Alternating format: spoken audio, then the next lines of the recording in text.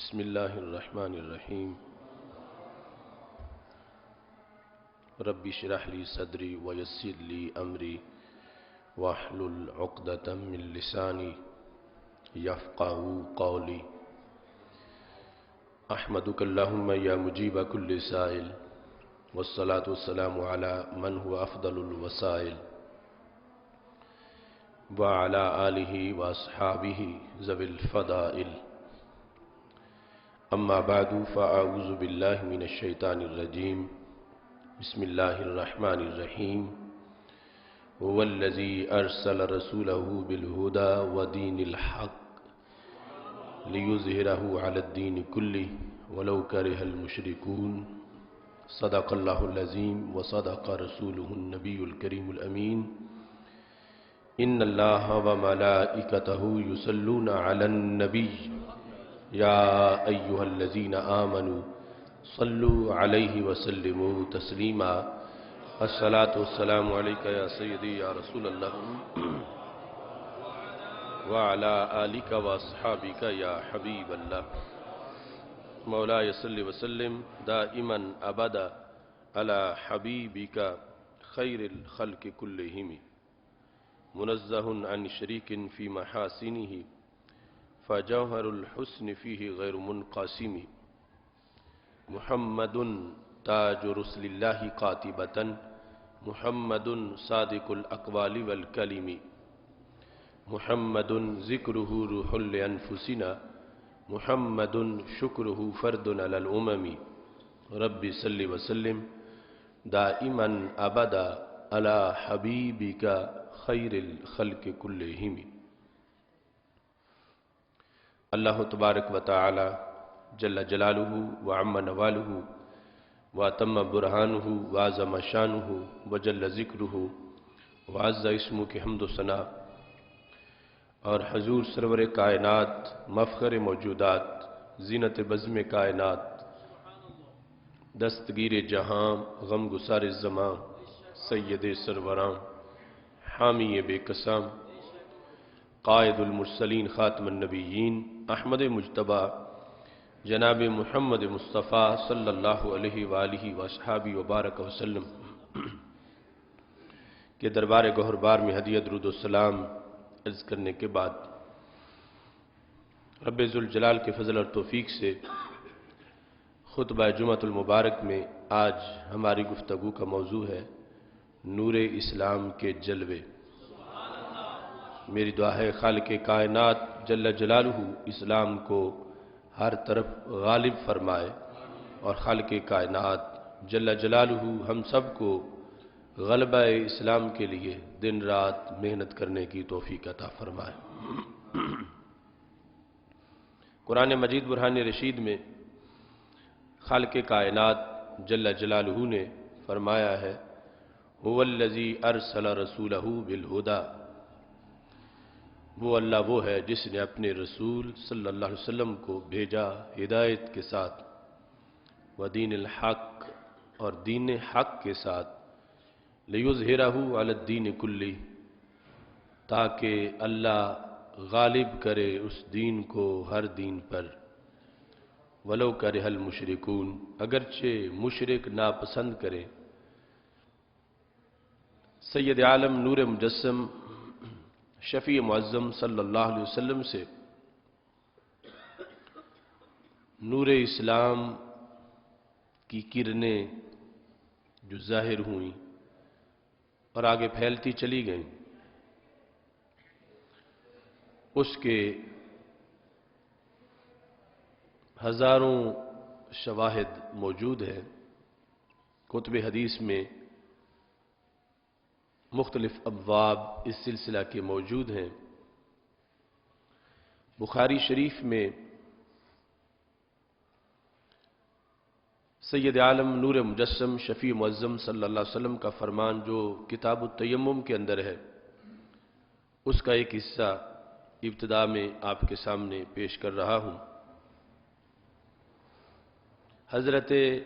سیدنا علی المرتضی رضی اللہ تعالیٰ عنہ اور حضرت ابو رجا رضی اللہ تعالی عنہ دونوں کو نبی اکرم صلی اللہ علیہ وسلم نے ایک مشن پہ بھیجا. لفظ اذهبا فابتغی الماء، دونوں جاؤ اور پانی تلاش کر کے لاؤ، کیونکہ اس مقام پر سفر کے دوران نبی اکرم نور مجسم شفیع معظم صلی اللہ علیہ وسلم موجود تھے کہ جہاں پر قرب و جوار میں کہیں پانی موجود نہیں تھا. تو حضرت علی رضی اللہ تعالی عنہ اور دوسرے صحابی جس وقت پانی کی تلاش میں نکلے، فتلقیا امراتن، ان کی ملاقات ایک خاتون سے ہوئی. بین مزادتین من ماء علی بعیر لہا، جو اپنے اونٹ پہ بیٹھی ہوئی تھی اور پانی کے برتن بھر کے اس نے اونٹ پہ لٹکائے ہوئے تھے. یعنی دو مشکیزیں اونٹ کی دونوں اطراف میں، ایک ایک طرف اور دوسرا دوسری طرف آپس میں باندھ کے اونٹ پہ اس نے رکھے ہوئے تھے اور درمیان میں خود بیٹھی ہوئی تھی. تو حضرت علی رضی اللہ تعالی عنہ اور حضرت ابو رجا رضی اللہ تعالی عنہ انہوں نے اس سے کہا انطلقی. سب سے پہلے اس سے یہ سوال کیا این الماء، کہ یہ جو پانی تم بھر کے لائی ہو تو کہاں سے بھر کے لائی ہو؟ قالت اہدی بالماء امس هذه الساعة، پانی اتنا دور ہے کہ جہاں سے میں پانی لے کے چلی ہوں اتنا دور ہے کہ کل اس وقت میں وہاں تھی. اتنا دور ہے پانی جہاں سے میں لے کے چلی ہوں کہ کل اس وقت میں وہاں تھی. مسلسل اونٹ چلتا آیا ہے اور اب میں اس جگہ پہ پہنچی ہوں. تو حضرت علی رضی اللہ تعالیٰ عنہ آپ نے اس سے کہا انطلقی اذن، پھر تم چلو، اگر ایسا ہے تو چلو. قالت الائنا، تو اس نے کہا کہاں میں چلوں، کدھر جاؤں؟ قال الی رسول اللہ صلی اللہ علیہ وسلم. تو دونوں صحابہ جو ہیں انہوں نے کہا کہ چلو تم اللہ کے رسول صلی اللہ علیہ وسلم کی طرف. تو اس خاتون نے کہا الذی یقال لہ الصابی، کہ وہ جن کو لوگ صابی کہتے ہیں میں ان کی طرف چلوں. یعنی رسول پاک صلی اللہ علیہ وسلم کے بارے میں جو مشرکین کا پراپوگنڈا تھا تو آپ کو صابی کہتے تھے، معاذ اللہ، ان دین بدلنے والے، کہ اصل دین تو پہلا ہے اور یہ نیا دین لے آئے ہیں. تو اس خاتون نے جو اس نے سنا ہوا تھا اور اس نے احتیاط کی، اور یہاں سے ہی پتہ چلتا ہے کہ اس کے نصیب میں ایمان تھا. یعنی اس نے کہا کہ ادھر جاؤں الذی هو الصابی، جو کہ صابی ہے. کہتی ہیں وہ جنہیں کہا جاتا ہے، لوگ کہتے ہیں، جن کے بارے میں لوگ ایسا بولتے ہیں، ان کی طرف تم مجھے لے جانا چاہتے ہو. تو صحابہ کرام رضی اللہ تعالی عنہم نے بھی آگے بڑا احتیاط سے جواب دیا. تو فرمانے لگے والذی تعنینا، ہاں وہی جو یہ لفظ بول کے تم مراد لے رہی ہو. یعنی ان لفظوں سے تمہارا اتفاق نہیں. جو لفظ تم نے کسی اور کے روایت کیے، لیکن ان لفظوں سے بول کے تم جو ذات مراد لے رہی ہو ادھر ہی ہم آپ کو لے جانا چاہتے ہیں، حضرت محمد مصطفیٰ صلی اللہ علیہ وسلم کی طرف. والذی تعنینا، کہ جو تم مراد رکھتی ہو لفظوں سے، ہم ادھر ہی آپ کو لے جانا چاہتے ہیں. فانطلقی، پس چلو. فجاء بہا الی النبی صلی اللہ علیہ وسلم. تو دونوں یعنی اپنی سواری پہ بیٹھے تھے، وہ اپنی سواری پہ تھی، ان کو لے کر رسول پاک صلی اللہ علیہ وسلم کے پاس پہنچے۔ تو ہر کام میں ہزاروں حکمتیں ہوتی ہیں، ورنہ کتنے مواقع ہیں کہ نبی اکرم نور مجسم شفیع معظم صلی اللہ علیہ وسلم نے فرمایا برتن لے آؤ، برتن میں ہاتھ رکھا، فجعل الماء ينبو من بین اصابعہ، تو انگلیوں سے چشمے جاری ہو گئے۔ یہ بھی بخاری شریف میں موجود ہے۔ یہاں فرمایا تم پانی تلاش کر کے لاؤ، وہ گئے تو پہاڑی کی دوسری جانب تلاش کر رہے تھے ارد گرد، تو خاتون ملی جس کے پاس پانی تھا۔ اب اس کو لے کے جس وقت پہنچے تو رسول پاک صلی اللہ علیہ وسلم سے یہ بیان کیا کہ پانی تو بہت دور ہے اور یہ خاتون وہاں سے بھر کے لائی ہے اور ہم اسے لے کر یہاں پر پہنچ گئے ہیں۔ تو نبی اکرم صلی اللہ علیہ وسلم نے فرمایا فَاسْتَنْزِلُوهَا عَنْ بَيْرِهَا، تو اسے کہو کہ اپنی سواری سے نیچے اترے۔ وہ نیچے اتر گئی۔ وَدَعَ النَّبِيُّ صلی اللہ علیہ وسلم بِإِنَاءٍ فَفَرَّغَ فِيهِ مِنْ أَفْوَاهِ الْمُزَادَتَيْنِ، تو جو چمڑے کا مشکیزہ ہوتا ہے اس کی مختلف صورتیں ہیں، چونکہ بکری کی کھال کو سلائی کر کے مشکیزہ بنایا ہوتا ہے، تو جہاں بکری کا گلا ہے وہ بڑا راستہ ہوتا ہے پانی نکلنے کا، جہاں آگے سر کاٹ کے بنایا گیا ہوتا ہے، اور بازو کی جگہ جو ہے یہ چھوٹا راستہ ہے اس مشکیزے سے پھر پانی نکالنے کا، اگر وہ کھلا رکھا گیا ہو۔ تو رسول پاک صلی اللہ علیہ وسلم نے نیچے برتن رکھوائے اور جو چھوٹا رستہ تھا پانی نکالنے کا فرمایا وہ کھولو، اور کھولنے کے بعد جب پانی نیچے برتنوں میں گر رہا تھا تھوڑا تھوڑا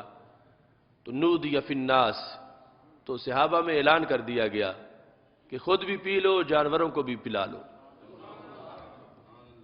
فسقا من شاء واستقا من شاء، جس نے خود پینا چاہا پی لیا، جس نے اوروں کو پلانا چاہا پلا لیا۔ اسی انداز میں یہ بات جاری تھی۔ وَهِيَ قَائِمَةٌ تَنْظُرُ إِلَى مَا يُفْعَلُ بِمَائِهَا، وہ سائیڈ پہ چپ کھڑی دیکھ رہی تھی کہ میرے پانی سے کیا سلوک ہو رہا ہے۔ مَا يُفْعَلُ بِمَائِهَا، کہ یہ پانی میرا جو ہے یہ کیسے تقسیم ہو رہا ہے۔ وَإِمُ اللَّهِ لَقَدْ أُقْلِعَ عَنْهَا، وہ پانی کا سلسلہ جب جتنے بھی صحابہ تھے اس مقام پر سب نے پی لیا، جانوروں کو پلا لیا، جب یہ سلسلہ ختم ہوا تو صحابہ کہتے ہیں وَإِنَّهُ لَيُخَيَّلُ إِلَيْنَا أَنَّهَا أَشَدُّ مِلَةً مِنْهَا حِينَ ابْتَدَى فِيهَا، ہم نے جس وقت وہ مشکیزے دیکھے جو بڑے سائز کے اس نے رکھے ہوئے تھے تو لگتا تھا پہلے اتنے بھرے ہوئے نہیں تھے جتنے اب بھرے ہوئے ہیں۔ یعنی جب ہم نے پانی نکالنا شروع کیا تھا تو اس وقت اتنے بھرے ہوئے نہیں تھے، جتنے اب بھرے ہوئے وہ نظر آ رہے تھے۔ تو اس کے بعد نبی اکرم صلی اللہ علیہ وسلم نے فرمایا اجمعوا لہا، اس کے لیے اب تحفہ اکٹھا کرو، اس کو تحفہ دے کے بھیجیں گے اس خاتون کو۔ تو صحابہ کرام رضی اللہ تعالیٰ عنہ کے پاس کھانے پینے کی جو چیزیں تھیں، کھانے کی چیزیں، فجمعوا لہا من بین عجوہ و دقیقہ و سویقہ،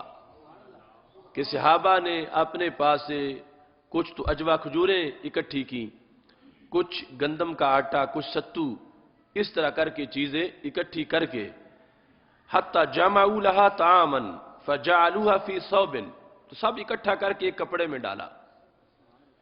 اور گٹھڑی باندھ کے حملوها علی بعیرہا، اسے کہا تم اونٹنی پہ بیٹھو، جب وہ بیٹھ گئی تو گٹھڑی اٹھا کے اس کے سامنے رکھ دی۔ اب وہ اپنا سارا پانی لے کر اور یہ گٹھڑی لے کر چل پڑی، اور ساتھ قال لہا، تو نبی اکرم صلی اللہ علیہ وسلم نے فرمایا تعلمین ما رزقنا من مائک شیئا، یہ تو تمہیں پتہ ہے نا کہ ہم نے تمہارے پانی سے تھوڑا سا بھی کم نہیں کیا۔ ما رزقنا من مائک شیئا، کچھ بھی ہم نے تیرا پانی تھوڑا نہیں کیا، جتنا تھا اتنا ہی ہے، ہم نے تھوڑا نہیں کیا تمہارے پانی سے، اور ہم نے یہ تجھے تحفہ دیا ہے۔ جس وقت یہ جملہ بولا تو فرمایا لیکن اللہ والذی اسقانا، فرمایا ہمیں تو ہمارے رب نے پانی پلایا ہے، تمہارا جتنا پانی تھا ہم نے اس سے کچھ کم نہیں کیا، ہمیں ہمارے رب نے ہی یہ پانی پلایا ہے۔ یعنی اس سے اس کو جو توحید کا تصور اور رب ذوالجلال کی معرفت اس کے طرف بھی متوجہ کیا، اور جو کچھ اس نے رسول پاک صلی اللہ علیہ وسلم کی زیارت سے اور پانی یوں پلانے سے دیکھا، یہ بھی اس کے ذہن میں محفوظ تھا۔ فَأَتَتْ أَهْلَهَا، وہاں سے چلی اور اپنے خاندان جہاں قبیلہ ان کا آباد تھا، وہ چھوٹی سی بستی تھی، وہاں پہنچی۔ اور ظاہر ہے کہ جو روٹین تھی پہنچنے کی اس سے لیٹ ہو چکی تھی، کہ اس کو رستے سے ہٹ کے دوسری طرف گئی اور پھر کافی دیر پانی وہاں پر پلایا جاتا رہا، اور اس کے بعد اس کے لیے یہ تحفہ اکٹھا کر کے رکھا گیا، اور پھر یہ گھر جب پہنچی، قالوا ما حبسک یا فلانتو، تو گھر والوں نے کہا کہ تو کدھر رہی ہے، تجھے کس نے روک لیا تھا کہ تم جو تمہارا پہنچنے کا ٹائم تھا اس پر نہیں پہنچی، تم لیٹ آئی ہو، اس کا سبب کیا ہے؟ قالت العجب، کہتی ہے مجھ سے کچھ نہ پوچھو کہ کیا ہوا، میں آج ایک عجیب و غریب انداز دیکھ کے آئی ہوں۔ لاکے یعنی رجلان، مجھے دو مرد ملے، فذهبا بی الی ھذا الذی یقال له السابی، وہ مجھے دونوں اس شخص کی طرف لے گئے جس کو سابی کہا جاتا ہے۔ ففعل کذا و کذا، تو اس طرح انہوں نے میرے پانی سے پانی لیا، اور میں حیران ہوں کہ میرا پانی کم نہیں ہوا، حالانکہ وہاں اتنی بڑی جماعت تھی جنہوں نے پانی پیا، جانوروں کو پلایا، اور میرا جتنا تھا اس سے بھی زیادہ محسوس ہو رہا تھا۔ اب اپنا رزلٹ بیان کرتی ہیں، واللہ انہ لاسحر الناس من بین ہذہ وہذہ، وقالت باصبعیہا الوسطی والسبابہ فرفعتہما الی السماء، تو یہ انگلی اور یہ وسطی اور سبابہ دونوں کو، ایک کو اس نے آسمان کی طرف کیا، دوسرے کو زمین کی طرف، تو اس نے کہا کہ دو باتوں میں سے ایک ضرور ہے جو کچھ میں دیکھ کے آئی ہوں، کہ یہ انسان یا تو زمین و آسمان کے درمیان سب سے بڑا جادوگر ہے معاذ اللہ، یا انہو لرسول اللہ حقا، اگر جادوگر نہیں تو پھر یہ اللہ کا رسول صلی اللہ علیہ وسلم۔ یہ شخص جس کے پاس مجھے لے گئے تھے یہ لوگ، اور پانی والا معاملہ میں نے دیکھا، یہ یا تو سب سے بڑے جادوگر ہیں، زمین و آسمان کے درمیان ان سے بڑا کوئی جادوگر نہیں، یا پھر یہ اللہ کے رسول صلی اللہ علیہ وسلم ہیں، سچے رسول ہیں۔ یہ جا کر اس نے پیغام جس وقت دیا، اور حالات اس وقت تھے کہ جس ایریے کی یہ بات ہو رہی ہے، یعنی مکہ مدینہ شریف سے دور اس مقام پر صحابہ کی مہم روزانہ مختلف علاقوں میں جہاد میں مصروف تھی، تو ان کی جو چھوٹی سی بستی تھی اس پہ حملہ نہیں ہوتا تھا، کبھی دائیں جانب حملہ ہوتا، کبھی بائیں جانب حملہ ہوتا، اور انہیں پتہ چلتا کہ وہ جو نئے نبی ہیں ان کے ماننے والے جنگ کر رہے ہیں مختلف قبیلوں سے اور جہاد جاری ہے، مگر ہم سے گزر کے چلے جاتے، ہمیں کچھ نہیں کہتے، اور ان کی اپروچ میں ہم ہیں، ان کی ہدف پر ہیں، لیکن اس کے باوجود وہ ہمیں کچھ نہیں کہتے، اور دوسرے قبیلوں کی پر حملہ کرتے ہیں، اور دور دور تک ان کی رسائی ہے۔ ایک دن اسی خاتون نے ان سے یہ کہا، کہنے لگیں کہ ما ارى ان هذا القوم يدعونكم عمدا، اتنی کاروائیوں کے بعد میں نے تو یہ نتیجہ نکالا ہے کہ یہ قوم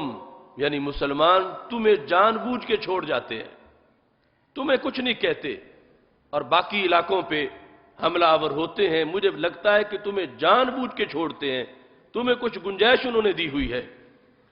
تو فَهَلْ لَكُمْ فِي الْإِسْلَامِ، تم ہی پھر اسلام قبول کر لو، کہ جب وہ تمہارا اتنا لحاظ کر رہے ہیں میری وجہ سے، کہ انہوں نے مجھ سے پانی لیا تھا حالانکہ میرا کام تو نہیں کیا تھا،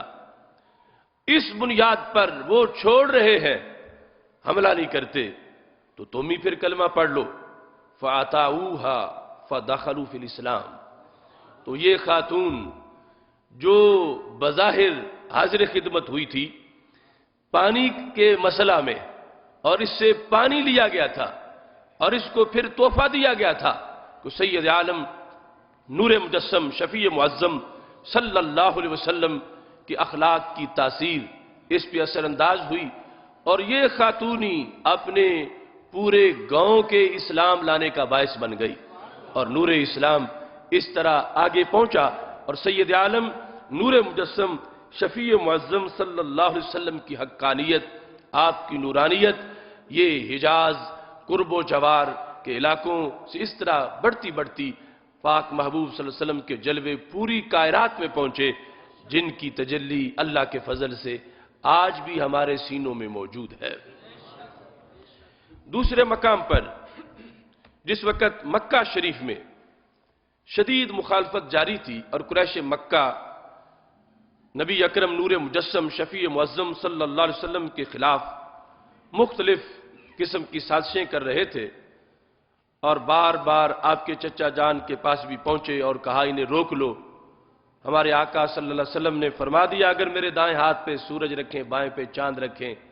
پھر بھی میں اپنی تبلیغ نہیں چھوڑوں گا یہاں تک کہ یا تو دین کامل ہو جائے گا، یعنی تبلیغ مکمل ہو جائے گی، یا پھر مجھے شہید کر دیا جائے گا۔ ایسے میں ان حالات کے اندر جس وقت مختلف قسم کی ترکیبیں قریش مکہ سوچ رہے تھے، ابھی نبی اکرم نور مجسم شفیع معظم صلی اللہ علیہ وسلم کی مکی زندگی کا معاملہ تھا کہ ایک دن عتبہ بن ربیعہ، یہ جو پھر بدر میں مارا گیا، عتبہ بن ربیعہ آ گیا رسول پاک صلی اللہ علیہ وسلم کے پاس، آ کر اس نے بڑی تمہید باندھی اور گفتگو شروع کر دی، اور کہتا ہے یبن اخی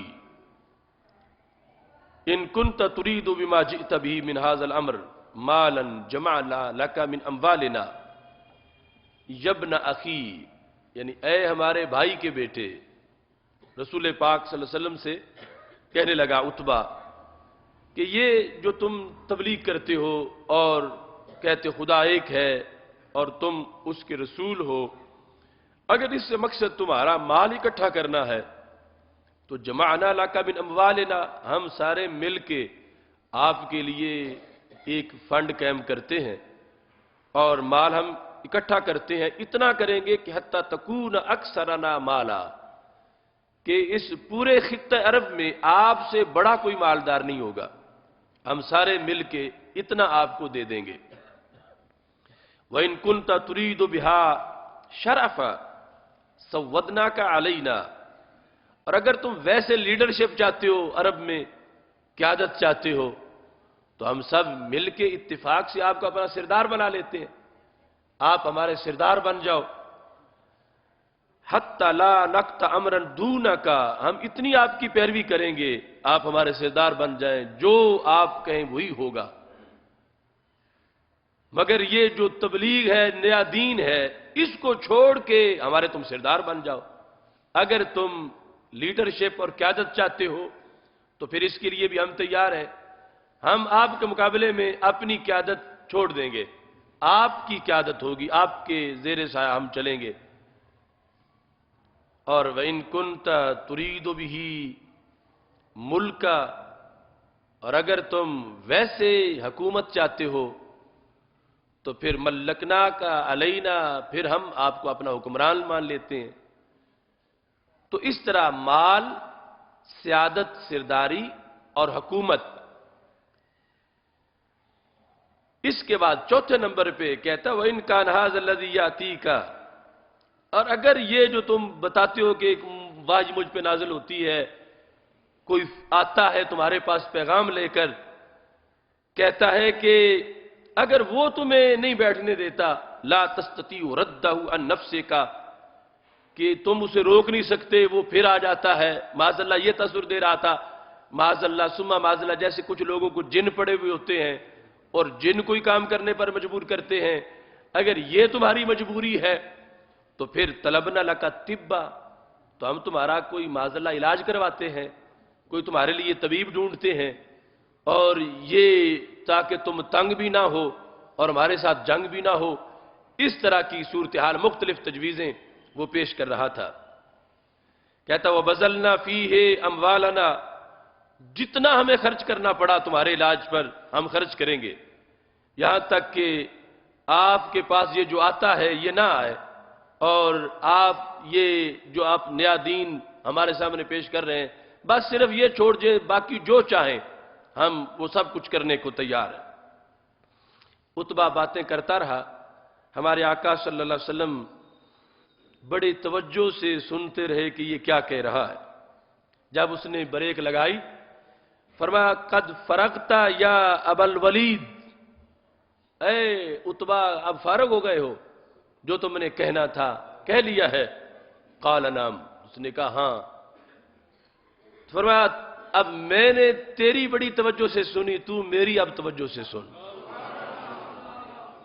فاسمع منی، سن میں کیا کہتا ہوں۔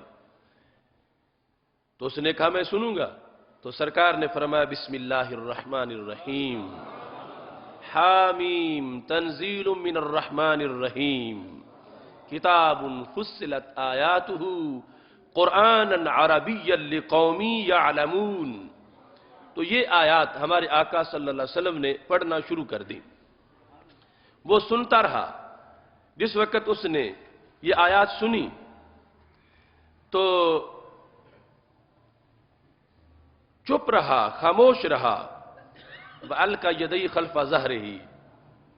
اس طرح اپنے دونوں ہاتھ پیچھے لگا کے، یوں ٹیک لگا کے ایسے بیٹھ گیا، دونوں بازو پیچھے، یعنی بالکل توجہ کے ساتھ، ہمت ہار کے کہ اب میں نے جو کچھ کہا وہ تو سب صفایا ہو گیا۔ پیچھے ہاتھ دونوں کر کے ٹیک لگا کے بیٹھا، سن رہا تھا۔ جس وقت نبی اکرم نور مجسم شفیع معظم صلی اللہ علیہ وسلم سجدے پر پہنچے، اس صورت میں سجدے والی آیت پر، اور وہ پڑھ کے آپ نے سجدہ کیا، تو آپ نے فرمایا ابو الولید جو میں نے سنایا ہے تم نے سن لیا، اب تم بتاؤ کہ تم نے کیا کرنا ہے۔ عتبہ اٹھ کے اپنے دیگر اصحاب کے پاس، چونکہ یہ بڑے سرداروں میں سے تھا، عتبہ، شیبہ، ابو جہل، ابو لہب، تو یہ ان کے پاس گیا اور وہاں جا کر کہتا ہے لَقَدْ جَاءَكُمْ أَبُو الْوَلِيدِ بِغَيْرِ الْوَجْهِ الَّذِي ذَهَبَ بِهِ، فرمایا جو کچھ سوچ کے گیا تھا سب چھوڑ کے آ گیا، جیسے میں گیا تھا ایسے میں واپس نہیں آ رہا۔ یہ آتے ہی فوراً سب کو بتا دیا کہ کوئی وہ امیدیں نہ وابستہ رکھنا جو تم نے مجھے پڑھایا تھا اور میں گیا تھا۔ کہتا ہوں جیسے گیا تھا ویسے نہیں آیا، میں جو کچھ سوچ کے گیا تھا سب کچھ اس کے برعکس ہوا ہے، اور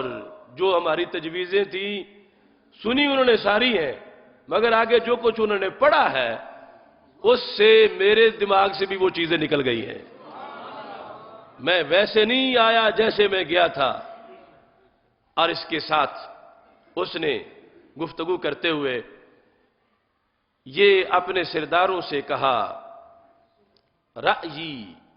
یعنی قسمت ہے علیحدہ چیز، ہدایت ملے یا نہ ملے، لیکن ایک تبصرہ اس کے لحاظ سے اس نے اپنے ان سرداروں کو مطمئن کرنا چاہا۔ جس طرح ہرقل نے خط سنا تو کہا کاش کہ مجھے وہ میسر آئیں تو میں ان کے قدم دھو کے پی لوں، مگر ایمان نصیب میں نہیں تھا، حکومت کو ترجیح دی۔ اب یہاں اس شخص نے واپس جا کر کہا رأیی، میری رائے یہ ہے انی قد سمعت قولا واللہ ما سمعت مثلہ قط،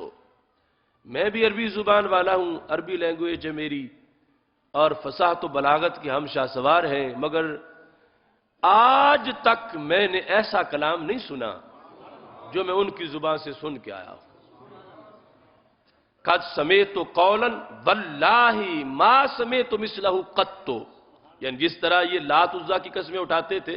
اللہ کی قسمیں بھی اٹھا لیتے تھے. تو کہتا ہے آج تک خدا کی قسم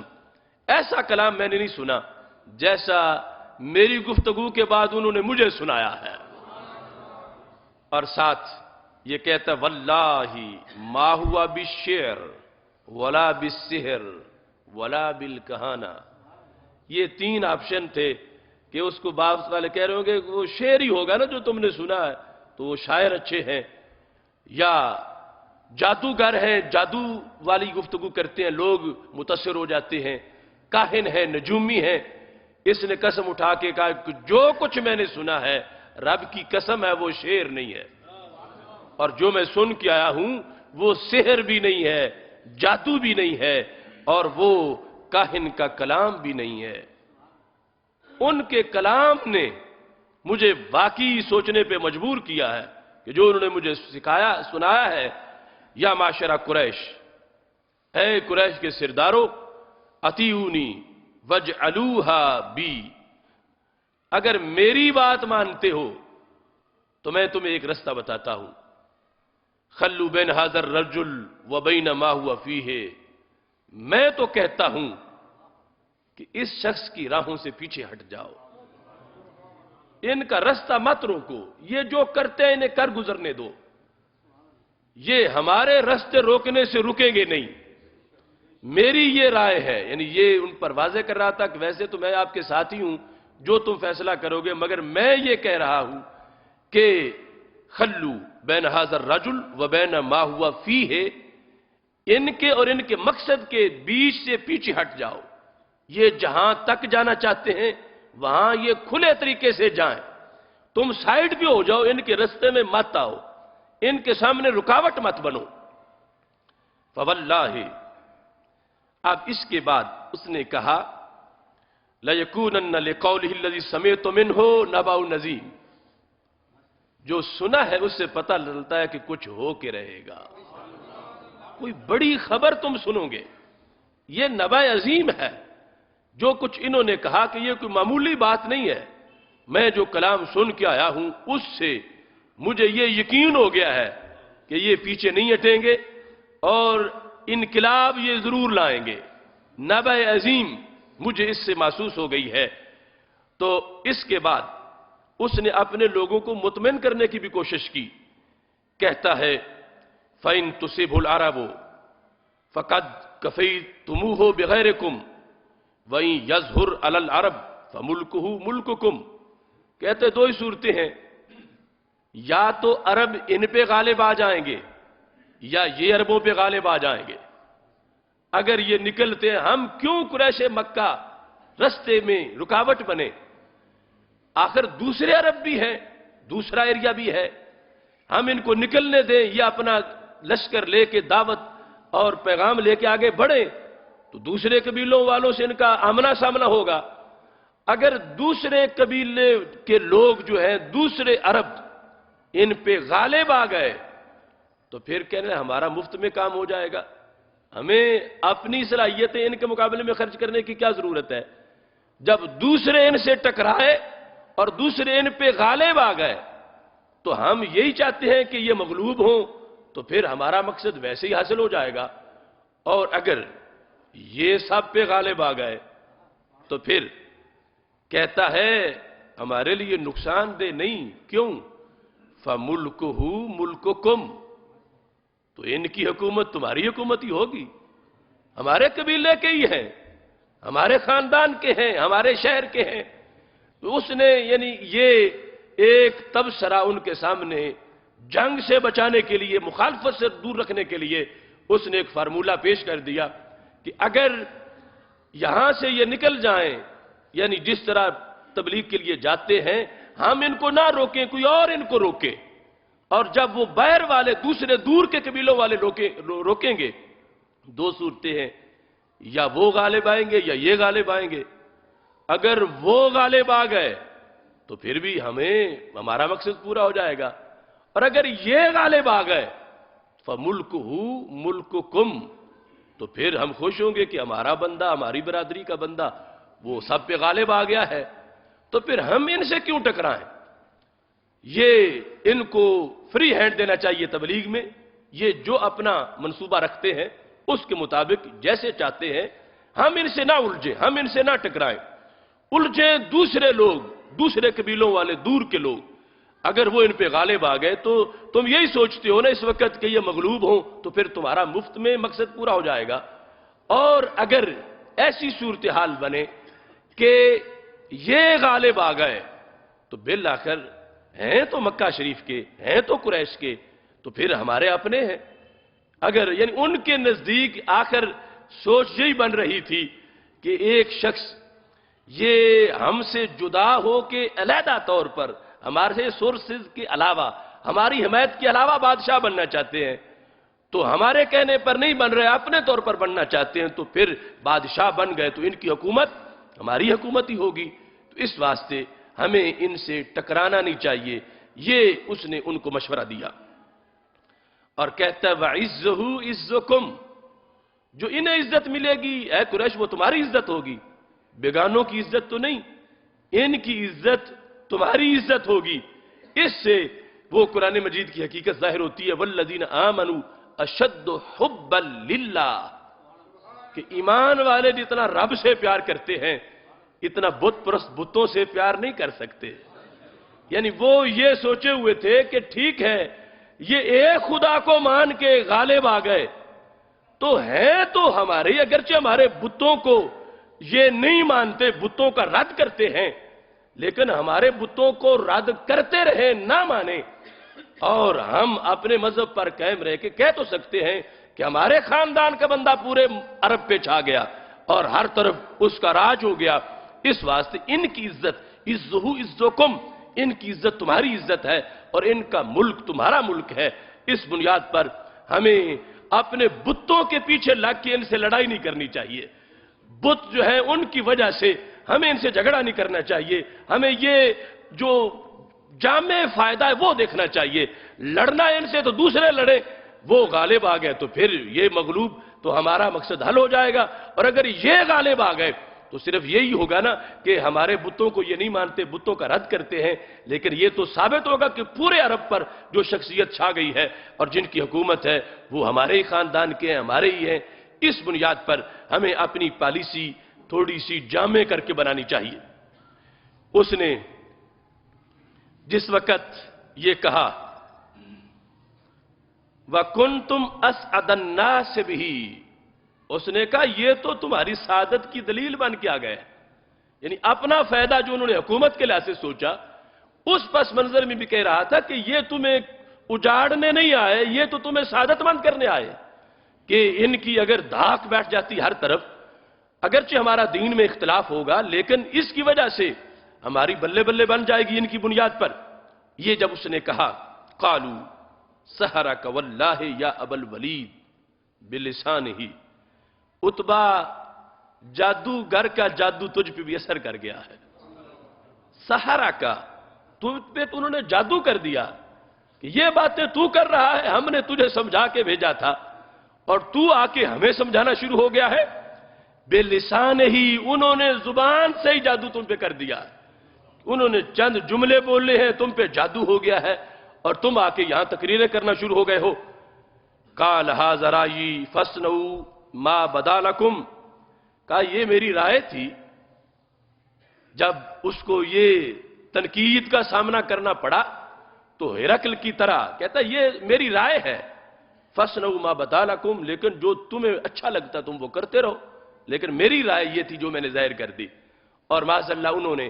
نبی اکرم نور مجسم شفیع معظم صلی اللہ علیہ وسلم کا رستہ روکنے کی پوری کوشش کی، لگے رہے، اور بالآخر قرآن مجید برہان رشید کا وہ فیصلہ جو اللہ فرماتا ہے ان کنتم فی ریب مما نزلنا علی عبدنا فأتوا بسورۃ من مثلی وادعوا شہداءکم من دون اللہ ان کنتم صادقین، کہ اگر تمہیں شک ہے اس میں جو ہم نے اپنے عبد خاص پہ نازل کیا تو جو یہ بولتے ہیں ایسی صورت ہی بنا کے لے آؤ اور اپنے حمیتی بھی بلا لو اگر تم سچے ہو۔ تو قرآن نے تو سب کچھ سمیٹ کے رکھ دیا ایک بات پر، ان کنتم صادقین، اگر تم سچے ہو تو بس کام تو صرف اتنا ہی ہے نا، تم نے صورت بنانی ہے، یہ نہیں کہا جا رہا کہ تم مردہ زندہ کرو، یہ بھی نہیں کہا جا رہا کہ تم آسمان پہ چڑھو۔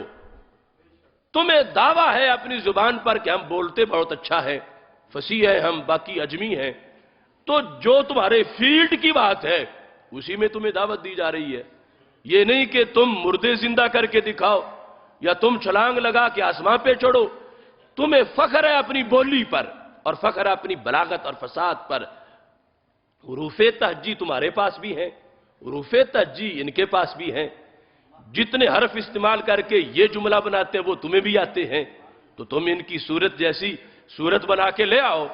تو پھر نہ بدر نہ احد نہ خندق کچھ بھی نہیں ہوگا، تمہیں مان لیا جائے گا۔ اب کیا وجہ ہے کہ قلم سے لکھنا آسان ہے، نیزے کھانا مشکل ہے؟ قرآن نے تو دعوت دے دی کہ صرف تم لکھ کے لے آؤ، جو لکھ سکتا ہو اس کے لیے 3 لائنیں لکھنا کاغذ پر یہ آسان کام ہے، اور لاشیں تڑپانا مشکل کام ہے۔ بیویاں بیوہ کرنا، بچے یتیم کرنا، اپنے آپ کو لہولہان کرنا، یہ سارا مشکل کام ہے۔ تو قرآن نے جب ان کو یہ دعوت دی تھی کہ تم بس صورت بنا کے لے آؤ، کوئی جھگڑا ہی نہیں ہے، تو کیوں نہ صورت بنا کے لے آئے؟ مشکل کام پہ کیوں پڑے؟ جنگ و جدل کی طرف کیوں آئے؟ پتہ چلتا ہے کہ صورت بن ہی نہیں سکتی تھی۔ اگر بن سکتی ہوتی تو ضرور بناتے، بن ہی نہیں سکتی تھی، لہذا دوسرے رستہ انہوں نے اختیار کر لیا، اور بالآخر کچھ بدر میں مرے، پھر احد کی ہوئی، پھر خندق میں کمر ٹوٹی، اور پھر فتح مکہ۔ اس انداز میں آہستہ آہستہ ان کا مسئلہ ختم ہوا، اور جال حق و زحق الباطل، فتح مکہ پر یہ اعلان ہو رہا تھا کہ سید عالم نور مجسم شفیع معظم صلی اللہ علیہ وسلم ان شریر لوگوں کی اذیتوں کی بنیاد پر جب شہر چھوڑ کے نکلے تھے مدینہ شریف کی طرف، ابھی پہنچے نہیں تھے مدینہ شریف میں، جب محبت مکہ بار بار توجہ دلا رہی تھی، تو رب نے آیت نازل کر دی، ان الذی فرض علیک القرآن لرادک الی معاد۔ وہ رب جس نے محبوب تجھ پہ قرآن نازل کیا ہے، وہی تجھے مکہ میں واپس عالی شان طریقے سے لے جائے گا اور مکہ فتح ہو جائے گا۔ اس بنیاد پر یہ سید عالم نور مجسم شفیع معظم صلی اللہ علیہ وسلم اپنے فاتحانہ انداز میں پہنچے، اور پھر یہ ہے وہ صورتحال کہ اذا جاء نصر اللہ والفتح ورأیت الناس یدخلون فی دین اللہ افواجا، کہ اللہ کے دین میں پھر لوگ، فتح مکہ تک کچھ لوگ انتظار میں تھے کہ بنتا کیا ہے، 2 دھڑے ہیں، جو کامیاب ہوگا ہم اس کے ساتھ دیں گے، لیکن جب مکہ فتح ہو گیا تو وہ سارے جو منتظر بیٹھے تھے پیچھے سوچ رہے تھے کہ جو کامیاب ہوگا ہم اس کا ساتھ دیں گے۔ اب ان کو واضح ہو گیا کہ یہ عرب تو حضرت محمد مصطفیٰ صلی اللہ علیہ وسلم کا ہے۔ اس کے بعد فوج در فوج لوگ اسلام میں داخل ہونا شروع ہو گئے، اور سید عالم نور مجسم شفیع معظم صلی اللہ علیہ وسلم جس وقت حجۃ الوداع کے موقع پر آئے تو ہر طرف اسلام کے جھنڈے لہرا رہے تھے۔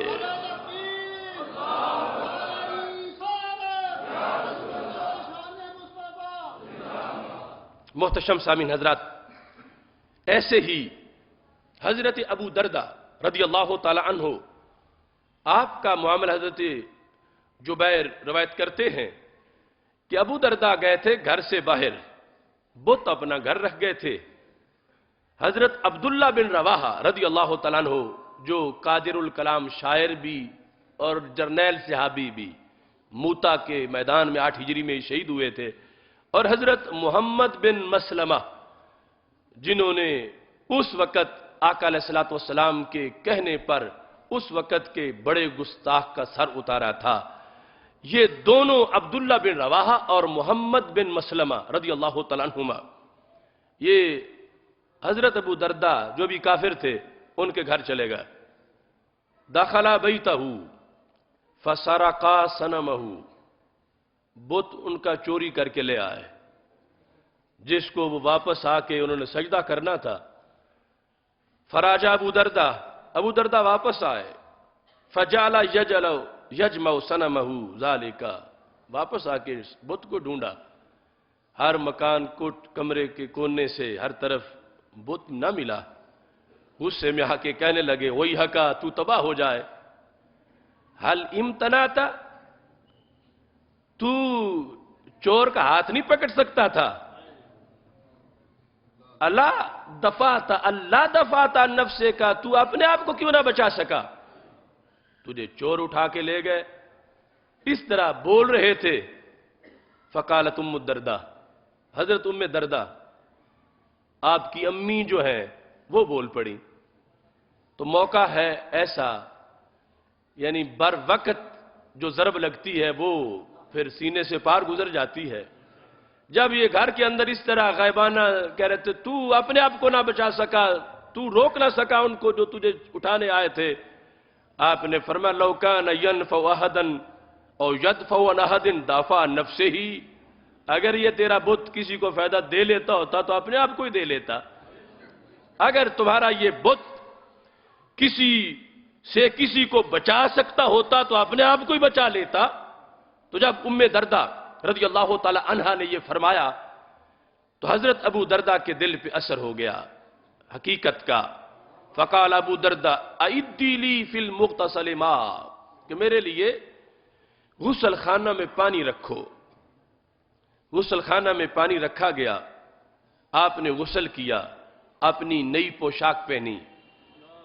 اور اس کے بعد ثم ذهب الى النبی صلی اللہ علیہ وسلم،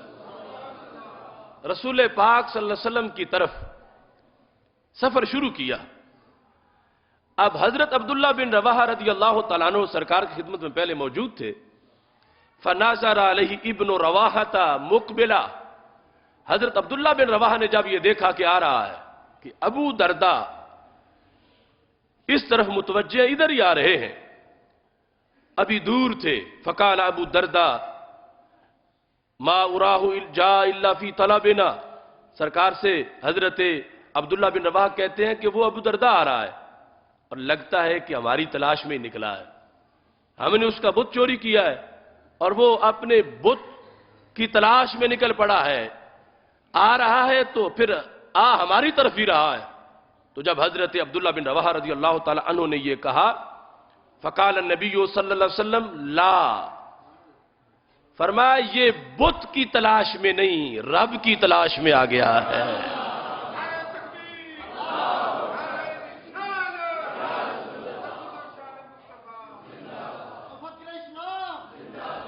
انما جاء لیسلم، یہ تو اسلام قبول کرنے کے لیے آ رہے ہیں۔ یہ آج جس انداز میں پہنچ رہے ہیں یہ اپنے اس بت کی تلاش میں نہیں آئے، بلکہ یہ تو اسلام قبول کرنے کے لیے آئے۔ تو جس وقت وہ پہنچے انہوں نے آتے ہی اسلام قبول کیا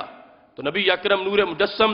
شفیع معظم صلی اللہ علیہ وسلم نے فرمایا ان ربی عز وجل وعدنی بابی درداء ان یسلم، میرے رب نے مجھ سے وعدہ کیا ہوا تھا کہ ابو درداء قبول کریں گے اسلام کو، تو وہ وعدہ پورا ہو گیا ہے، یہ اسلام قبول کرنے کے لیے پہنچے ہیں۔ اس طرح سید عالم نور مجسم شفیع معظم صلی اللہ علیہ وسلم کی دعوت مختلف طریقوں سے آگے پہنچتی رہی اور نور اسلام سینے سے سینے کی طرف منتقل ہوتا رہا، یہاں تک کہ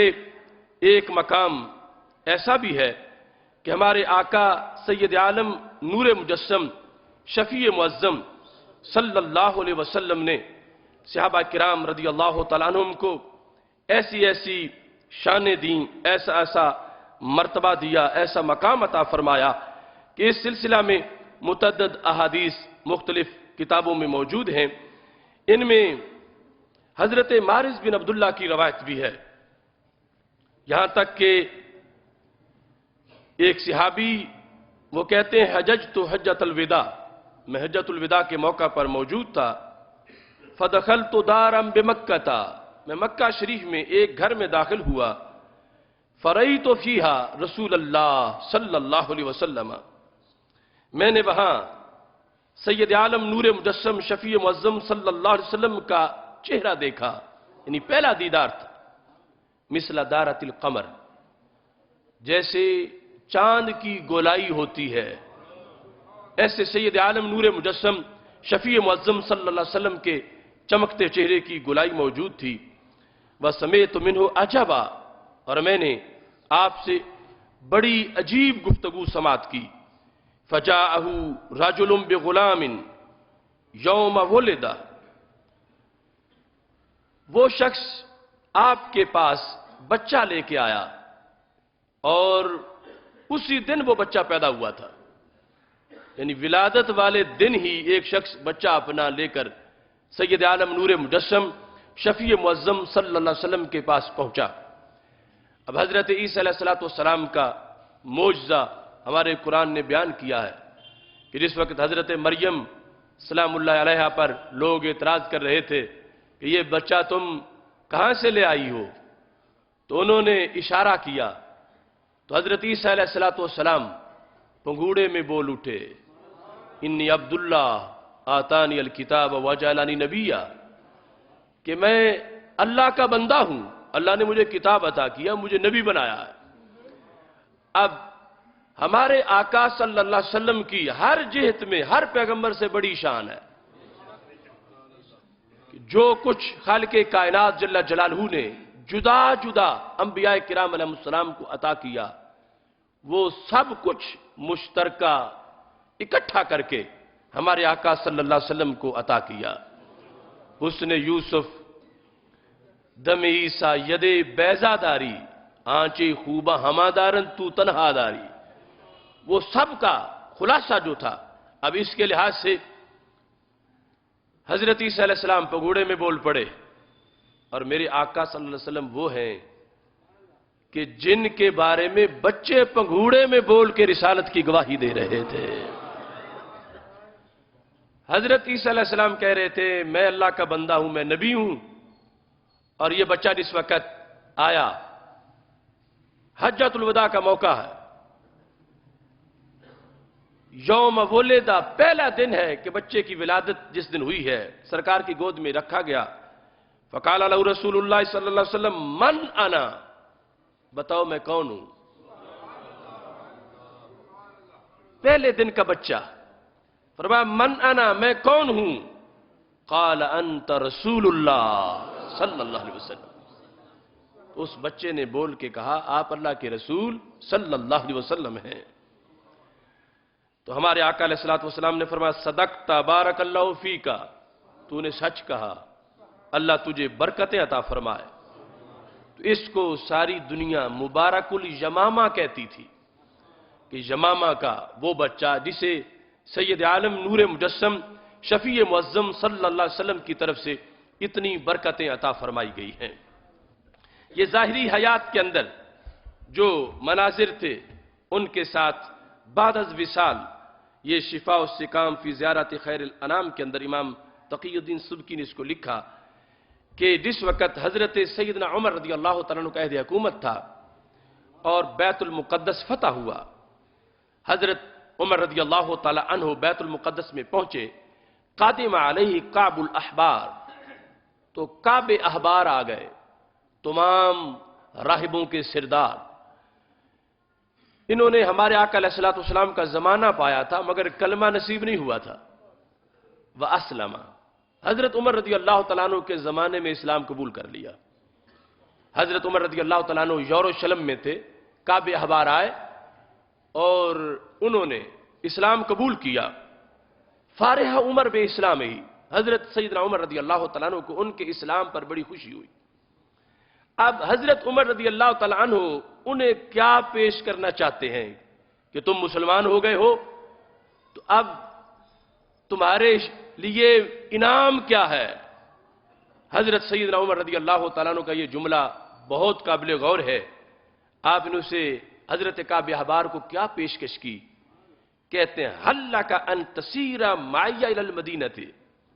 وتزور قبر النبی صلی اللہ علیہ وسلم، کہ بڑا اچھا ہوا تم نے اسلام قبول کر لیا ہے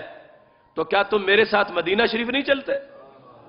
کہ تم اللہ کے رسول صلی اللہ علیہ وسلم کی قبر شریف کی زیارت کر لو. یعنی اسلام قبول کرنے کے بعد اگرچہ وہ اب خود تو سامنے موجود نہیں ہے لیکن ان کی قبر شریف ہے، تو صحابہ کرام رضی اللہ تعالی عنہم کی عقیدہ میں در رسول صلی اللہ علیہ وسلم کی حاضری یہ ایک بہت بڑا اعزاز ہے کہ جب سمجھا کہ اتنا بڑا سکالر پہلی کتابوں کا اس نے ہمارا دین قبول کیا ہے تو پھر اس کو مدینہ شریف لے جانا چاہیے اور اس کو سید عالم نور مجسم شفیع معظم صلی اللہ علیہ وسلم کی قبر شریف کی حاضری کی دعوت دینی چاہیے۔ جب حضرت عمر رضی اللہ تعالی عنہ نے یہ کہا، ساتھ فرمایا وَتَتَمَتَّعُ بِزِيَارَتِهِ، تم اس لائق ہو کہ ہمارے آقا علیہ السلام کی قبر شریف روضہ پاک کی زیارت کر کے تم فائدہ حاصل کرو۔ تو سفر مدینہ شریف کی طرف، سفر نیت کے ساتھ اور سفر سرکار کے دیدار کے لیے، یعنی وہ لوگ جنہوں نے بعد میں گھڑا کہ اگر کوئی شخص مدینہ شریف جانا چاہتا ہے تو نیت مسجد نبوی کی کرے، گھر سے نیت رسول پاک صلی اللہ علیہ وسلم کے دربار میں جانے کی نہ کرے۔ یہ جو حج پر تقسیم کرتے ہیں کتابیں، ہر کتاب میں یہ لکھا ہوتا ہے کہ اول تو مسجد نبوی شریف جانا حج کا کوئی حصہ نہیں ہے، اگر جانا چاہتے ہو تو پھر نیت مسجد نبوی کی ہو، رسول اکرم صلی اللہ علیہ وسلم کے روضہ پاک کی نیت کر کے نکلو گے تو انہوں نے لکھا یہ سفر معصیت ہے، معاذ اللہ گناہ کا سفر ہے۔ لیکن امیر المومنین سیدنا عمر رضی اللہ تعالیٰ عنہ، ایک شخص جس نے نیا اسلام قبول کیا ہے، اسے اسلام دکھانا چاہتے ہیں کہ اسلام کیا ہے، اس کو یک وقت اسلام کا گلدستہ پیش کرنا چاہتے ہیں، اسے اسلام کا خلاصہ سکھانا چاہتے ہیں، تو حضرت عمر رضی اللہ تعالیٰ عنہ کہتے ہیں بس اس سے بڑی اور سعادت کیا ہوگی، کلمہ پڑھا ہے تو چلو میرے ساتھ مدینہ شریف جا کے حضرت محمد مصطفیٰ صلی اللہ علیہ وسلم کے روضہ پر نور کی زیارت کرو، اس سے فائدہ حاصل کرو، میں یہ تمہیں دعوت دے رہا ہوں۔ امیر المومنین حضرت سیدنا عمر رضی اللہ تعالیٰ عنہ نے جس چیز کی دعوت دی، آج جو نظریہ اسے شرک کہے تو پتہ چلا یہ نئے لوگ ہیں، پرانا دین وہ ہے جو حضرت عمر رضی اللہ تعالیٰ عنہ والا ہے۔ حضرت سیدنا عمر رضی اللہ تعالیٰ عنہ نے کعب احبار کو جس وقت دعوت دی، قال نعم یا امیر المومنین انا افعل ذلک، تو حضرت کعب احبار رضی اللہ تعالیٰ عنہ نے کہا ہاں امیر المومنین میں ساتھ چلتا ہوں اور یہ میرے لیے سعادت ہے۔ ولما قادم عمر رضی اللہ تعالی عنہ المدینہ اول ما بدا بالمسجد وسلم علی رسول اللہ صلی اللہ علیہ وسلم، جب مدینہ شریف داخل ہوئے ہیں حضرت عمر رضی اللہ تعالیٰ عنہ تو پہلے اپنے دفتر میں نہیں گئے، پہلے اپنے گھر میں نہیں گئے، پہلے کسی رشتہ دار کے پاس نہیں گئے، سب سے پہلے روضہ رسول پہ پہنچے ہیں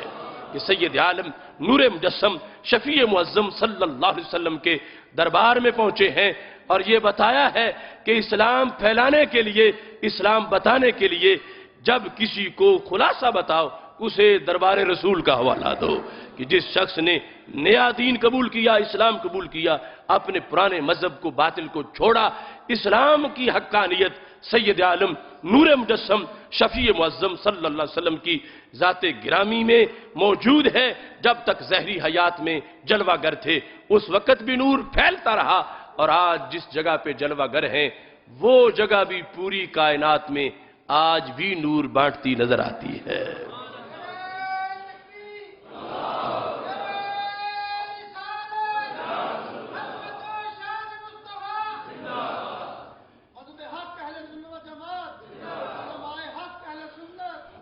اب دیکھیں آپ اندازہ لگا لیں کہ جو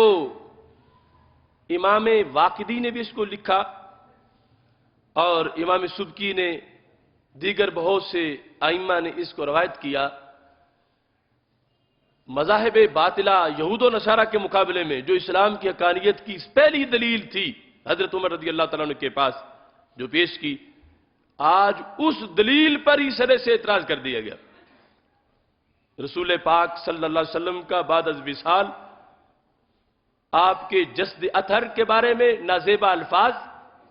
اور معاذ اللہ مٹی میں مل جانے کی باتیں اور اس طرح کی صورتحال، اور پھر اس کو سفر معصیت کہنا اور روضہ رسول صلی اللہ علیہ وسلم کو معاذ اللہ صنم اکبر کہنا، بڑا بت، یہ باتیں ہیں اسلام کے تنزل کی وجہ اور تنزل کا باعث۔ اور جب تک وہ حقانیت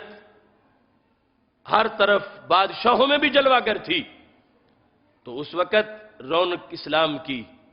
ہر طرف نظر آ رہی تھی۔ آج مرکز میں نحوست ہے تو نیچے امت مسلمہ کا ہر گھر زخمی ہوا پڑا۔ کون سا ملک ہے جہاں تنزل نہ ہو، جہاں غیر مسلم فوجوں اور غیر مسلم ایجنسیوں کی ہلاکتیں نہ ہوں؟ تو مرکز کی اس نحوست کی وجہ سے آج ہر طرف نحوست پھیل رہی ہے۔ یہ بیت المقدس فتح کرنے والے لوگوں کا نظریہ، یعنی بعد میں بھی حضرت سلطان صلاح الدین ایوبی رحمۃ اللہ علیہ، ان کا عقیدہ فتح المطال میں لکھا ہے کہ جب ان کے پاس امیر مدینہ شریف کے گورنر نے ان کے پاس تحفہ بھیجا، اور تحفہ تھا پنکھے کا، اور پنکھا تھا پتوں کا، کھجور کے پتوں کا، اور لکھا یہ تھا کہ اے صلاح الدین، یہ وہ تحفہ ہے جو زندگی بھر تجھے نہیں ملا ہوگا، اور تجھے تو کیا تمہارے باپ کو بھی نہیں ملا ہوگا۔ تو سلطان صلاح الدین ایوبی کو بڑا غصہ آیا کہ یہ امیر مدینہ نے کوئی سونے کا پنکھا بھیجا ہے، پنکھا پتوں کا ہے، اور لکھا یہ ہے کہ آج تک یہ تجھے کسی نے نہیں دیا ہوگا۔ تو قاصد نے کہا کہ سلطان دوسری طرف سے بھی پڑھو کہ اس پنکھے کا تعارف کیا ہے، پھر تم جذبات کا اظہار کرنا۔ تو دوسری طرف یہ اشعار لکھے تھے امیر مدینہ شریف نے کہ میں پنکھا ہوں تو میں کون سا پنکھا ہوں۔ پنکھے پر یہ شعر لکھے تھے، انا من نخلۃ تجاور قبرا ساد من فیہ سائر الرسل ترا شبلتنی سعادت القبر حتی سرت علی راحت ابن ایوب اقرا۔ میں عام پنکھا نہیں ہوں، میں پنکھا ہوں ان پتوں کا جو پتے ہیں اس کھجور کے جو روضہ پاک کے ساتھ اگنے والی ہے۔ انا من نخلۃ، میں اس کھجور سے ہوں، پنکھا بول رہا ہے، لکھا ہے میں اس کھجور سے ہوں۔ کس سے؟ تجاور و قبرا، جو اس قبر کی مجاور ہے، یعنی اس کے پڑوس میں ہے۔ کون سی قبر؟ سادہ من فی ہے، کہ جو اس قبر کے اندر ہیں وہ سردار ہیں۔ کس کے؟ سائر الرسل ترا، سارے رسولوں کے۔ یہ جو سارے رسولوں کے سردار صلی اللہ علیہ وسلم کی قبر ہے، اس قبر کے قریب جو کھجور اگی ہے، میں پنکھا اس کھجور کے پتوں کا ہوں، اور مجھے ایوبی تیری راحت کے لیے مقرر کر دیا گیا ہے۔ تو سلطان صلاح الدین ایوبی رحمۃ اللہ علیہ نے اس پنکھے کو چوما، اور چوم کے آنکھوں پہ رکھ کے سر پہ رکھا، واقعی یہ وہ تحفہ ہے جو آج تک مجھے کسی نے نہیں دیا تھا۔ تو سلطان صلاح الدین ایوبی کا اگر یہ نظریہ ہوتا جو آج گھڑ لیا لوگوں نے، تو فرماتے کہ یہ تو مشرکانہ عقیدہ کے مطابق پنکھا تیار ہوا، تو چومتے نہ بلکہ ایک اور شرک کا فتویٰ ایڈ کر دیتے اس کے ساتھ۔ انہوں نے اس پنکھے کو چوم کے سر پہ رکھا، باعث راحت قرار دیا، اور راحت اس سے پائی، اور یہ عقیدہ ظاہر کیا کہ واقعی عام کھجوریں ہیں، اور جو روضہ پاک کے ساتھ اگی ہے اس کی تو پھر شان نرالی ہے، اس کے پتوں کی جو ہوا ہے وہ تو بڑی دل کو راحت دینے والی ہے۔ یہ ہے وہ عقیدہ کہیں حضرت عمر رضی اللہ تعالیٰ عنہ پیش کر رہے ہیں، اور کہیں حضرت سلطان صلاح الدین ایوبی اس کو پیش کر رہے ہیں۔ آج اس عقیدے کو ہائی لائٹ کرنے کی ضرورت ہے، اور اسی عظیم مقصد کے لیے ہم نے افکار رضا سیمینار کا انعقاد کیا ہے، جو اتوار کو نماز عشاء کے بعد آزادی چوک لاہور میں منعقد ہو رہا ہے، اعظم شادی ہال کے اندر، جس کا موضوع یہ ہے کہ اللہ کے ولی بعد از وصال سن بھی لیتے ہیں، مدد بھی کر دیتے ہیں۔ اولیاء اللہ کا بعد از وصال سننا اور مدد کرنا، یہ افکار رضا، دوسرا افکار رضا سیمینار اس کا موضوع ہے۔ اور چونکہ افکار رضا اعلی حضرت فاضل بریلوی رحمۃ اللہ علیہ کی جو تحقیقات ہیں ان کے زیر سایہ آپ کے جو نظریات، تحقیقات ہیں، ہم یہ پروگرام کر رہے ہیں، تو حیران ہوں میں اس سے کہ ایک شخص نے سوال لکھا، اور مختصر سا سوال تھا، چند سطروں کا سوال تھا۔ سوال اس نے یہ لکھا کہ فلاں ولی کی قبر پہ میں گیا اور میں نے یہ لفظ بولے، اور میں نے یہ عقیدہ ظاہر کیا کہ وہ میری بات سن رہے ہیں اور سن کے مدد کر رہے ہیں، تو اس پر فلاں شخص نے یہ کہا کہ یہ نہیں سن سکتے اور یہ مدد نہیں کر سکتے اور ایسا عقیدہ شرک ہے، تو آپ اس کا جواب ارشاد فرمائیں۔ تو اعلی حضرت فاضل بریلوی نے ان چند سطروں کا جواب دینے کے لیے 400 حوالہ جات پیش کر دیے۔ چند سطروں کے لیے تو 4 حوالے بھی کافی تھے، 400 حوالہ جات امام احمد رضا بریلوی نے پیش کر کے فرمایا یہ جو میں نے پیش کی ہے نا، یہ صرف ولیوں کے سننے کے بارے میں ہے، اور ابھی نبیوں کے سننے والی بات اس سے آگے کی ہے۔ فرمایا میرے دل نے برداشت نہیں کیا کہ ایسے بحث میں حضرت محمد مصطفیٰ صلی اللہ علیہ وسلم کے سننے کی دلیلیں پیش کروں کہ جس میں نام اور لا کی بات چل رہی ہے، ہاں اور نہ۔ فرمایا ہاں نہ کی بات میں ہم ان کا نام لانا بھی پسند نہیں کرتے، اور اگر کسی نے بات چھیڑ دی تو پھر مجبوراً جواب دینا پڑے گا۔ پھر ہم وہ دلائل علیحدہ ہیں کہ اللہ کے رسول صلی اللہ علیہ وسلم کس قدر سنتے ہیں، کس قدر مدد کرتے ہیں۔ فرمایا چونکہ یہاں سوال کرنے والوں نے بات صرف ولیوں کی ہے، تو میں نے ولیوں کے 400 حوالے پیش کر دیے ہیں، اور اس بحث کے اندر میرا دل برداشت نہیں کرتا کہ میں اس اتنی بڑی ذات کو لے آؤں کہ جہاں ہاں نہ والے مسئلے چل رہے ہیں، میں برداشت نہیں کر رہا۔ ہاں اگر کسی نے سوال کر دیا ایسا، تو جسارت اگر کسی نے کی تو مجبوراً پھر فرمایا ہم ایک نیا دفتر سجائیں گے، نئے دلائل پیش کریں گے۔ اب آپ یہ دیکھیں کہ وہ عقیدہ کہ جس پر ایک فتوے کے جواب میں ہمارے امام نے 400 حوالے پیش کیے، تو کتنا اہم عقیدہ ہے، کتنا پکا عقیدہ ہے، کتنا سچا عقیدہ ہے۔ لیکن اگر ہمیں اپنے امام کی اس کتاب کا نام ہی نہ آتا ہو، جو کچھ اس میں ہے وہ تو بڑی دور کی بات ہے، تو پھر ہماری غفلت کتنی ہے، ہماری سستی کتنی ہے۔ اس شخص کا احسان دیکھو امام احمد رضا بریلوی رحمت اللہ علیہ، کہ جنہوں نے 1000 سے زائد کتابیں لکھی، اور ان کی کتابوں کا ریکارڈ یہ ہے کہ آج تک ان کی چند سطروں کا بھی کوئی جواب نہیں دے سکا۔ کسی کتاب کا جواب دینا تو دور کی بات ہے، تو اتنا لکھا اور اتنا خوبصورت لکھا اور اتنا پکا اور مستحکم لکھا، اور ہم ان کو امام بھی مانے اور ہمیں ان کی کتاب کا بھی نام نہ آئے۔ اور مسئلہ وہ ہے کہ جو تمہیں روزانہ گلی محلے میں چوکوں میں کھڑے ہو کے لوگ پوچھتے ہیں کہ تم داتا صاحب جاتے ہو، تو یہ جانا تو شرک ہے، تم ان کو جا کے سنانا چاہتے ہو، وہ تو مر کے مٹی میں مل چکے ہیں معاذ اللہ، وہ سن کیسے سکتے ہیں، اور جو ایسا کرے وہ مشرک ہوتا ہے، تم لیٹی مورتی کو پوج رہے ہو۔ جب یہ تانے تمہیں روزانہ مل رہے ہیں اور دلیل تمہارے گھر میں ہے، اور ایک نہیں صرف ایک مسئلے میں 400 دلائل، تو پھر ہمیں اپنی سستی ختم کرنی چاہیے اور یہ حقائق پڑھنے چاہیے۔ اور یہ جو جڑی بوٹیاں ہیں امت کی فصل میں خود رو جو پیدا ہو گئی ہیں، جن کا پیچھے کوئی تعلق نہیں، تو یہ آج کنویں کو مینار اور مینار کو کنواں قرار دے کر، اپنے آپ کو اہل سنت والجماعت قرار دے کر اپنے دھندے کرتے رہیں، تو پھر ہماری زندگی کا فائدہ کیا ہوگا؟ اس واسطے ہمارا رابطہ ہے دار ارقم سے، ہمارا رابطہ ہے صفہ سے، ہمارا عقیدہ ہے بدر و حنین والا، ہمارا ہے صحابہ و تابعین والا۔ ہر صدی کے ائمہ نے جو صراحتیں کی وہ سارا ہمارا عقیدہ ہے، اور اس کے اظہار کے لیے 22 دسمبر کو افکار رضا سیمینار منعقد کیا جا رہا ہے۔ اتوار کے دن تقریباً 3 گھنٹے کا مقالہ انشاءاللہ اس موضوع پر بندہ ناچیز پیش کرے گا کہ اللہ کے ولی سنتے بھی ہیں، مدد بھی کرتے ہیں۔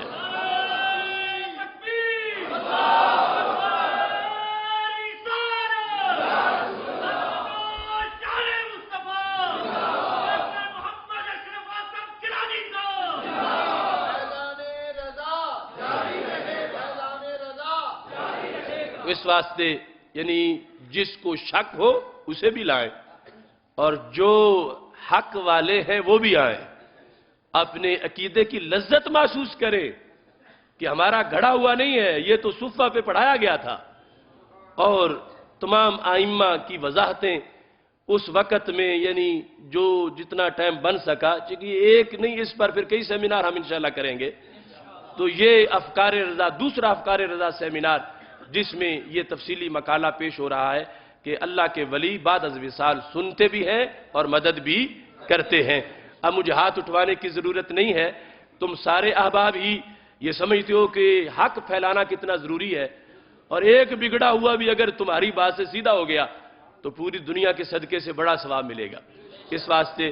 اس قافلے میں شامل ہونے کے لیے حضرت علامہ مولانا محمد امانت علی سرداری صاحب، ان سے رابطہ کریں، اور ضلع لاہور کے ہمارے امیر الحاج منیر قادری صاحب، ادارہ صراط مستقیم کے جو امیر ہیں، باقی سارے احباب جو مسجد انتظامیہ کے دوست ہیں، دیگر ادارہ کے ساتھی،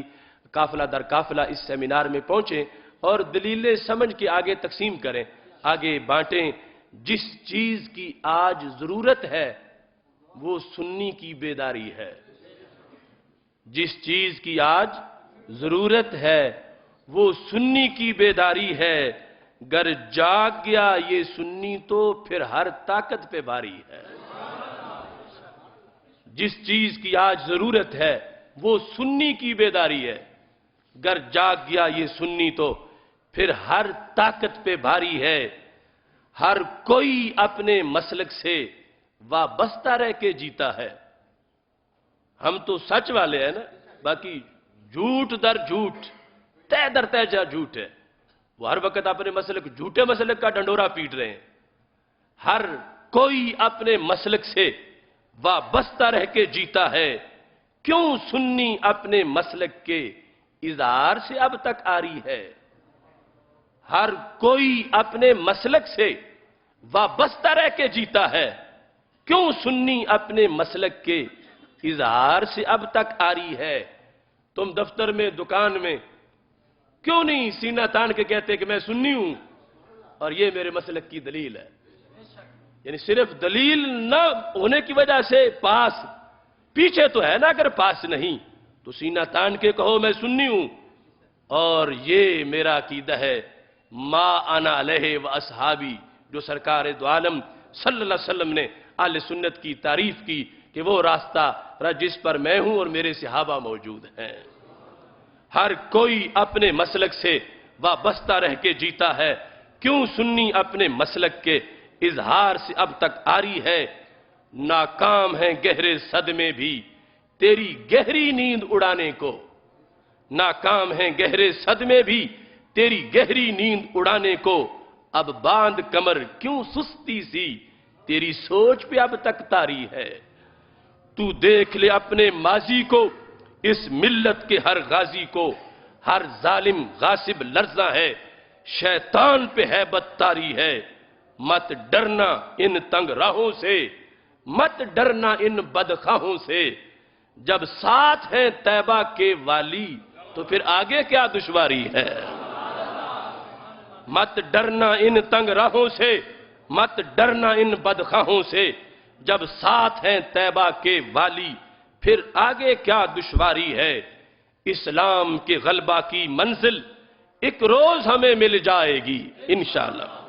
اسلام کے غلبہ کی منزل ایک روز ہمیں مل جائے گی، جو بسم کرے گی باطل کو وہ اپنی ہی چنگاری ہے۔ جب تک بھی زندہ رہنا ہے حق قول زباں سے کہنا ہے، کیا ڈر ہے موت کا اے آصف جب جانا اپنی باری ہے۔ وآخر دعوایا ان الحمدللہ رب العالمین۔